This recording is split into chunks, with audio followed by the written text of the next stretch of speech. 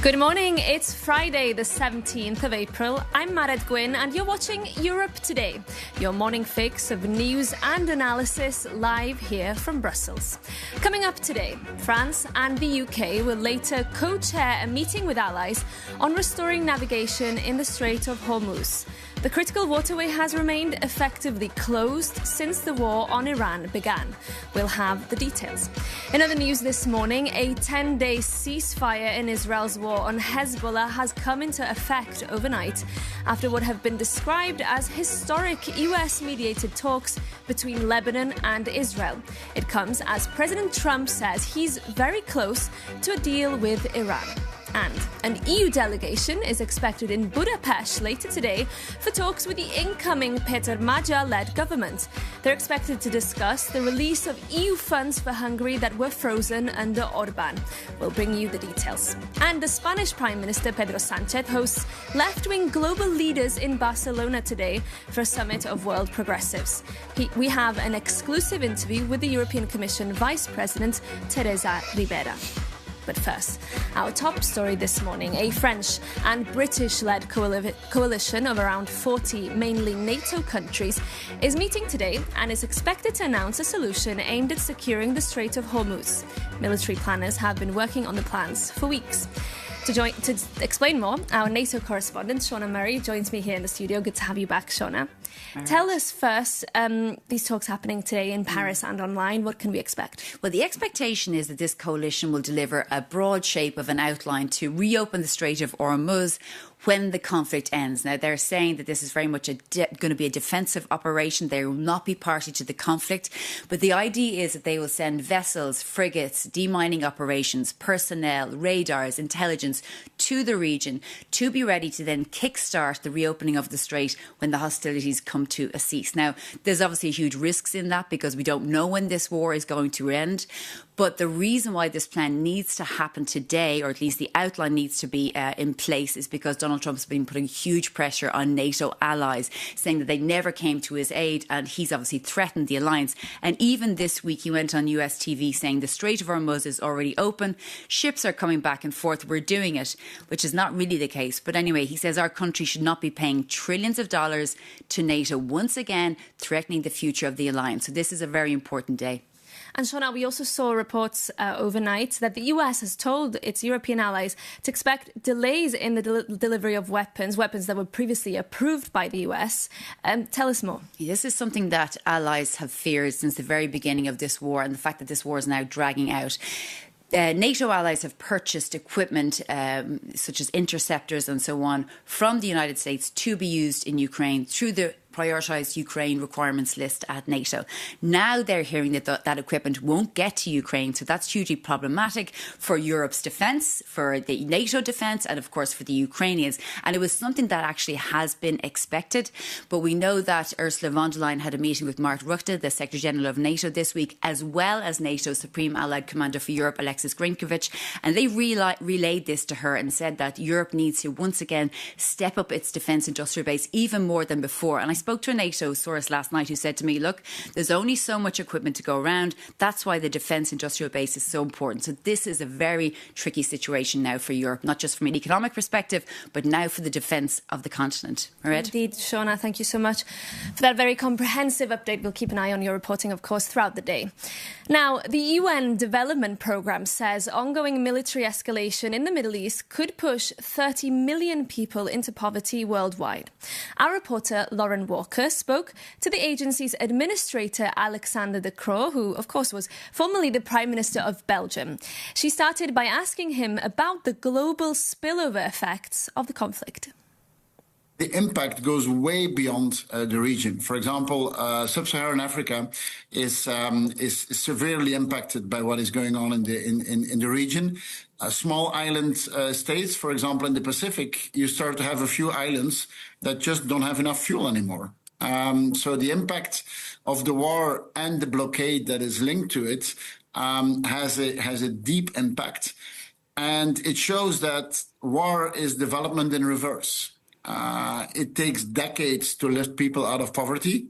It takes 6 weeks of war to push them back into poverty. Are you confident that a diplomatic solution can be found between the US and Iran? Am I confident? I have no crystal ball. Am I hopeful? Yes.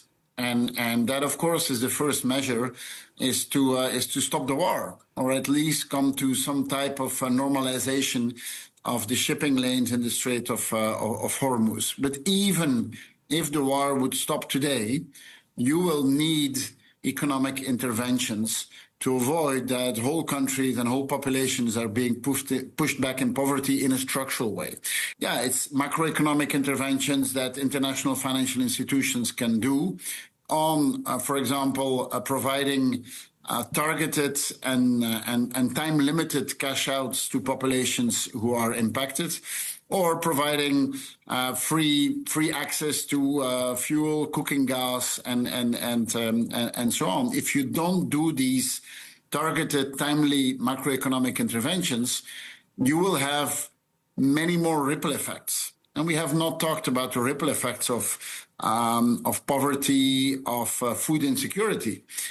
That could lead to additional conflicts, that could lead to more displacement and migration flows, that could lead to other types of extremism. And you're obviously part of the UN, an institution which has been heavily criticized recently. By the US president, for example, there are fears that his board of peace could replace it. What does the UN bring to the table in this geopolitical context that we're facing now? We have multiple UN organizations that, despite the criticism, and I'm not deaf for the criticism, are very, very much appreciated by the populations with whom we work. Now, the key element for us is to have access. For example, in Gaza, which is a really desolate place these days. More than 85% of people have lost their homes and are living in the middle of the rubble in tents that not even worth the name of being a tent. We can help many more people. We can provide way more assistance, but we're not getting the access. My attitude would be, game on, let us show what we're capable of, but then also give us the room to do so. For the moment, there's no access for UN organizations, but no one else is doing it. I'm open to work together with the Board of Peace. I think the Board of Peace is based on a Security Council resolution. It has helped in bringing a ceasefire or the diminishment of fire in Gaza. These are good things. I mean, these are realizations of the U.S. administration. But now we need to move into the next phase, and moving into that next phase really is urgent in helping people to reconstruct their lives. Lauren Walker speaking to Alexander De Croo there. Moving on now, because an EU delegation is expected in Budapest later today to meet with the team of the incoming Prime Minister Péter Magyar. For more, we can cross over now to Budapest and bring in our correspondent Sultan Sibosegi, who is standing by for us there. Good morning, Sultan. Great to have you on the show. Can you first run us through what we're expecting from these technical talks between Brussels and Magyar's team today? Good morning, Europe Today. Thank you for having me. Yeah, today, finally, it's going to happen, because originally this delegation was planned for yesterday, but they postponed it. It's going to be a really important one, because Péter Magyar's key campaign pledge was to restore Hungary's ties with the EU and unblock billions in funding that had been withheld over rule of law and corruption concerns. The recovery funds question is particularly urgent. Hungary stands to lose nearly 10 billion euros if payments are not disbursed before the end of August. On Monday, Magyar outlined a four-step plan to meet the conditions for accessing the funds, including joining the European Public Prosecutor's Office, restoring judicial independence and safeguarding economic freedom. Péter Magyar has already spoken twice with the European Commissioner President Ursula von der Leyen, who pledged her support. But this is not just the only item what will appear on Friday's agenda. Hungary is currently withholding the EU's 90 billion euros aid package to Ukraine after the leaving PM Viktor Orban blocked the previously agreed decision at the March EU summit. For sure, the delegation will try to convince Péter Magyar, even though we had an opt-out. OK, Sultan, thank you so much for that update, and we'll keep an eye, of course, on those talks happening in Budapest today. Moving on now to Barcelona, where the Spanish Prime Minister Pedro Sánchez is hosting a raft of left-wing world leaders, including the presidents of Brazil, Colombia and South Africa. Our EU editor, Maria Tadeo, is there for us and just before the show sent us this update. Well, good morning indeed, Marit. We are in Barcelona, where the Spanish government is hosting a convention today and tomorrow, bringing together heads of states, intellectuals and activists of what it calls as the progressive social democratic world. In a way, you could argue this is the opposite, the complete opposite of the CPAC convention led in multiple occasions by President Trump. And of course, it's not a secret that the Spanish Prime Minister and President Trump have clashed on pretty much every subject, including the war in Iran, which this country, Spain, says is completely illegal and will set the region on fire. Now, in terms of today, I spoke with Teresa Rivera. She is the Executive Vice President of the European Commission, also a former minister in the Spanish government. And I began by asking her in our interview, why is it that the world needs progressive ideas, but also has the European left lost the working class because of a disconnect between their vision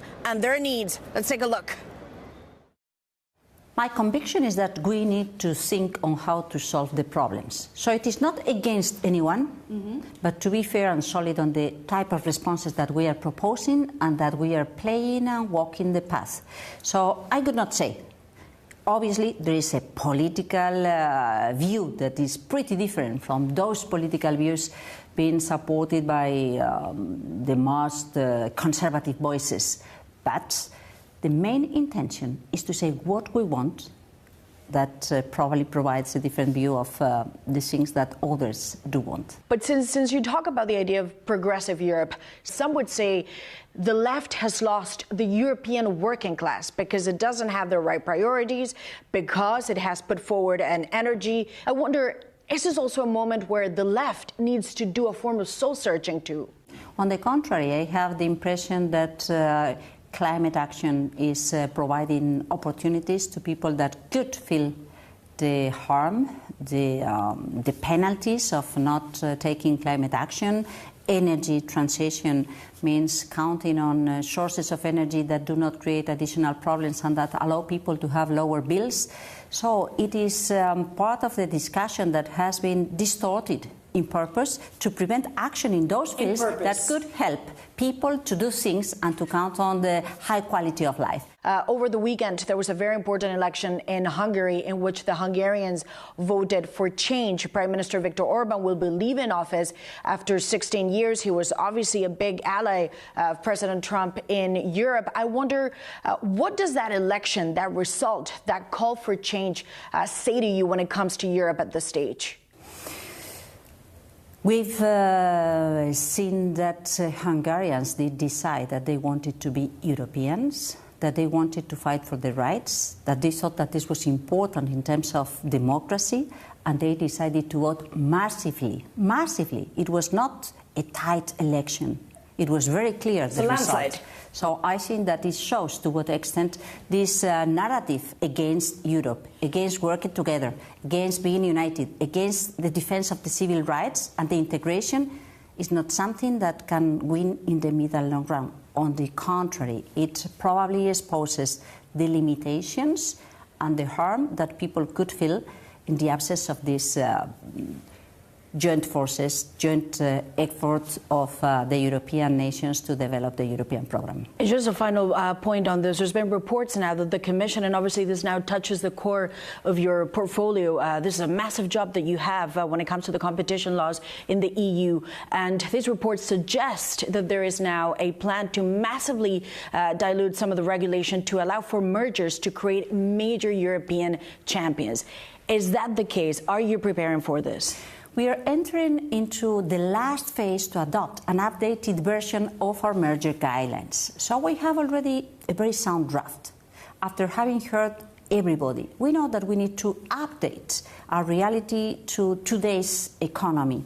But that doesn't mean forgetting the core bulk of our mission, which is protecting consumers from abuses of dominance. So this means that we may take into consideration innovation, long-term sustainability, resilience. This means that we need to be ready to understand the global context and the impact in the national and the domestic economy. But this doesn't mean forgetting about the importance of keeping the level playing field. So you're not, just as a final question on this because it's important, so you're not preparing major deregulation to allow companies to come together? That is not in the pipeline? No, of course not. And I say this because you have said in the past that too much simplification at times has made things confusing. So your fundamentals is still to say deregulation would be bad for the EU?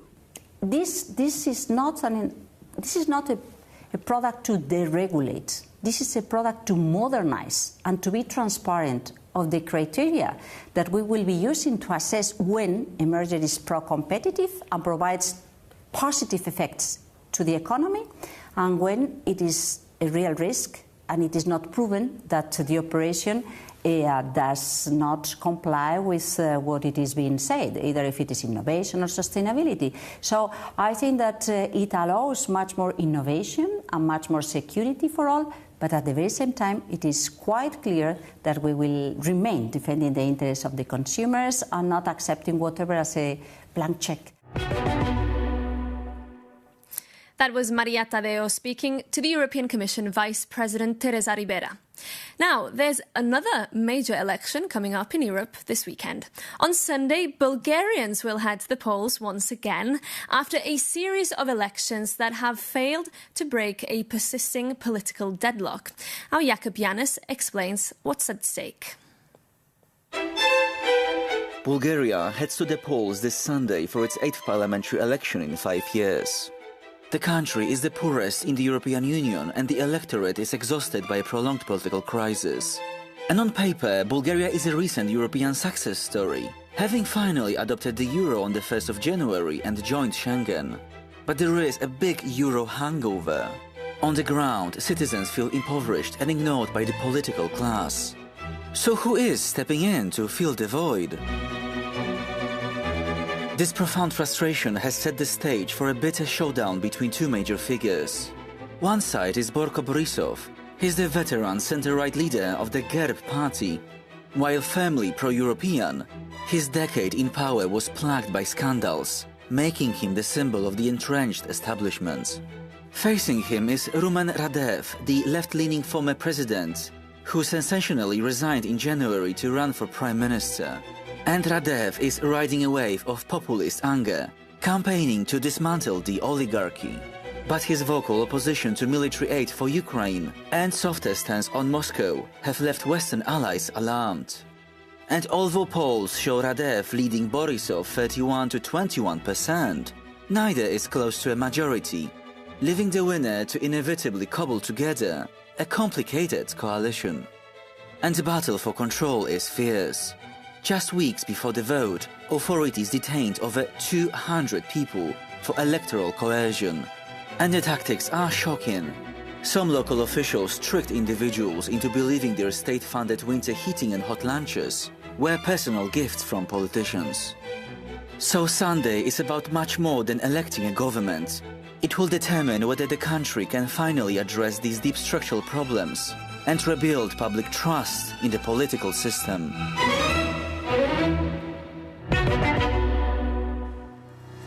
Jakub Yanis there, and of course we'll bring you the analysis on the outcome of those elections on our show on Monday. But that's it for us for today and for this week. Thank you so much for your company.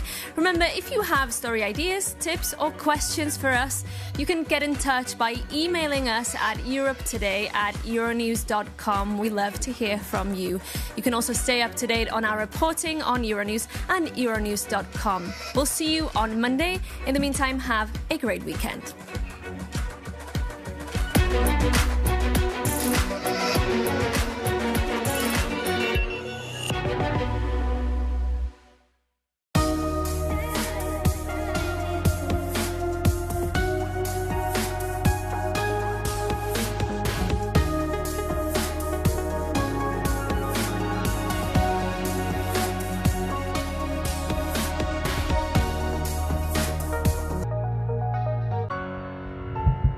With the Americans, it's hand in hand to achieve the same goals. Iran is doing is just a self-defense.